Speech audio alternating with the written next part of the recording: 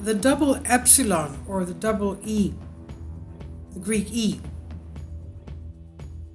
perhaps an ancient and powerful weapon.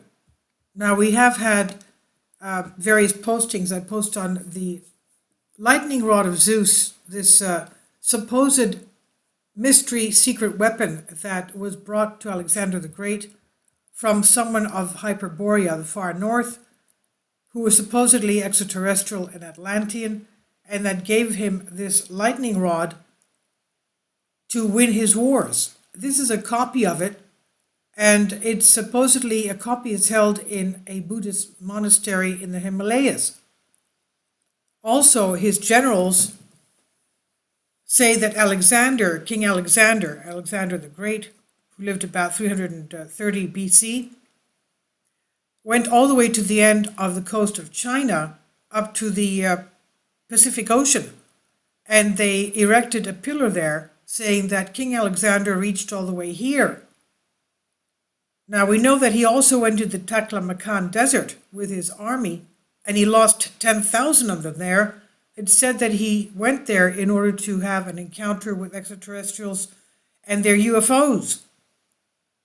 This is all according to various ancient Greek texts. Let's remember that Alexander the Great had his historians who were marking and taking notes of everything that was going on every day. Also, it is said that he found various abominable races, the Nephilim, that those he could not do away with. He enclosed in underground pits, covered the openings with various types of metals, and built pyramids over them. In other words, he locked them into the bowels of the earth. And this is a copy of the supposedly the double epsilon, or the lightning rod of Zeus, this mysterious secret weapon that was given to Alexander the Great. So what was this thing? When people in the early 20th century began to understand the incredible dynamics of radioactive decay, they also began to understand that it was already well known and perhaps widespread in the ancient and prehistoric world. Let's remember a couple of videos back, I posted concerning perhaps that they had a radioactive conflict in the island of Crete and Santorini.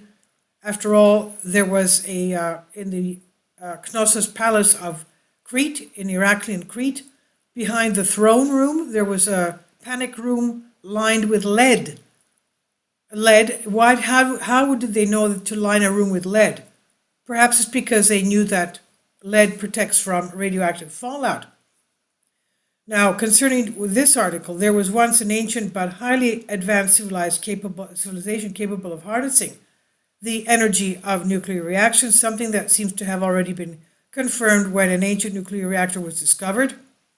This theory was proposed by Frederick Soddy, 9th February 1877 to the 22nd of September 1956 was his lifespan. He was an English scientist who in fact predicted the existence of the radioactive isotope. The keys of such an ancient weapon would surely be held by the quote-unquote gods. But let's not limit ourselves to Alexander the Great having such a thing. Look at this. Marduk, the ancient Sumerian legend, holds the lightning rods one in each hand. The triple epsilon, the double epsilon, one in his right hand, one in his left hand. The same exact type of a quote-unquote weapon, ancient weapon, that was supposedly brought to Alexander the Great. And this is an upcoming model of it right here. So it wasn't just Alexander the Great. It wasn't just Hyperborea Atlantean technology that was given to Alexander the Great. It was also given to ancient Sumerians. Isn't that something? We learn something every day. So the ancient epics of, this is a key of an ancient weapon would surely be held by the gods, but in the ancient epics of the Hindu Mahabharata and Ramayana, we learn about amazing wars reminiscent of science fiction. Of course, they also had spacecraft. Let's remember what happened in Tyre, the island off Lebanon, today's Lebanon, that was that Alexander the Great was trying to conquer, and he did it with the help of UFOs that were emitting some kind of laser beams, destroying the walls of the city. And that's how they were able to get into the city and conquer it.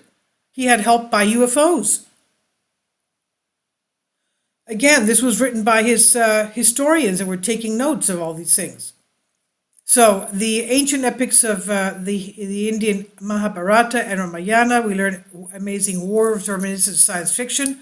We learn about incredible flying vehicles such as the Vimanas, made by Savarzanana Javanas, that is Greeks. Javan, as we know, are the Greeks.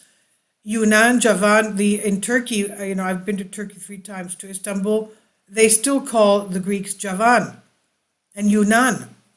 Now, and the Valixi, but also about the incredible weapon systems that are strongly reminiscent of nuclear weapons. Vajra is one of them, and among its many interpretations, and the similar meaning it has in Tibet, Japan, China, and elsewhere. So they knew about these things in Asia as well, and elsewhere. It hides a very important important thing. It is bright, durable, it can cut, burn, and destroy everything, while at the same time it is indestructible. This lightning could destroy the enemy like a flying machine, and also had the ability to cause rain. I mean, what is this? It's also weather modification. This weapon was used by the god Indra, Marduk, and many others. And we have the same thing, Jupiter, an image of Jupiter holding the same type of a thing. Zeus, that is. And here's a depiction of him, and that's why it's called the lightning rods of Zeus.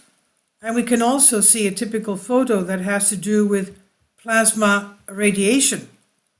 After all, was Vajra, or the thunderbolt of Zeus, the lightning rod of Zeus, and the other gods a terrifying weapon? And if the Javanese made the Vimanas, the Hindus made the Vimanas, did they know how to make the lightning rod of Zeus, the lightning of Indra, Marduk, and the other gods? Well, the signs say it probably was so. I've translated this for you from a Greek article. Please leave your comments, and thank you for your support. Kindly support my Patreon account. The daily posts are 5 videos daily, and they are totally different from what I have on my YouTube channel.